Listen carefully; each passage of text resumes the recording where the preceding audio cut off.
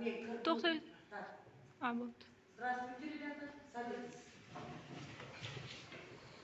Сегодня у нас очередной СО по разделу климат, погода и времена года.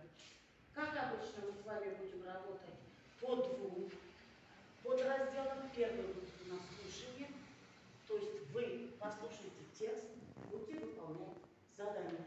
Второе говорение, подготовите небольшое сообщение о временах года. Значит, что мы сегодня узнаем с вами, ребята? В первую очередь это понимать основную информацию сообщения.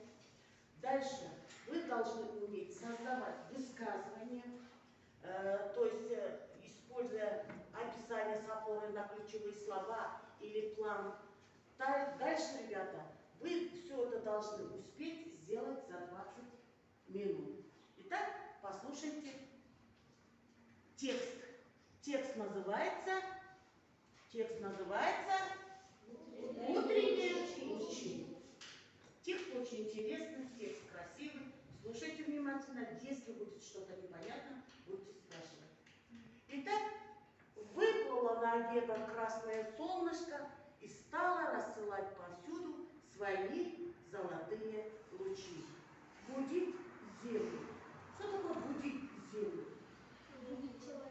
Будить человека можно, да, еще. А вот что такое будить землю? Земля что такое? Земля — это наша планета. Жерді жан жануарларды жәрдіктерді ояту. Первый луч полетел и попал на жаворонка. Что это за птица жаворонок? Бозторгай.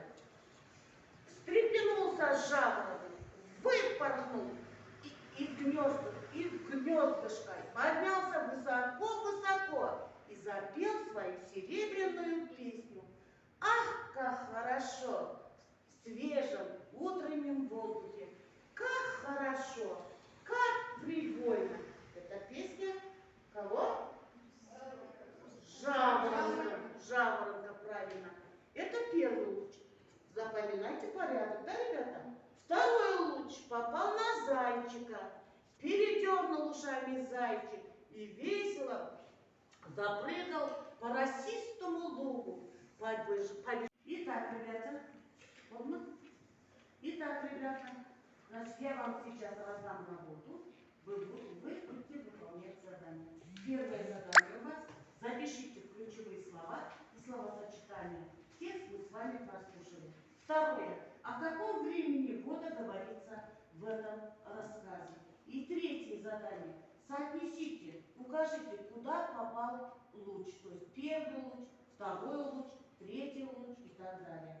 И самое главное, ребята, это говорение. Вы должны, используя вот эти ключевые слова, подготовить сообщение.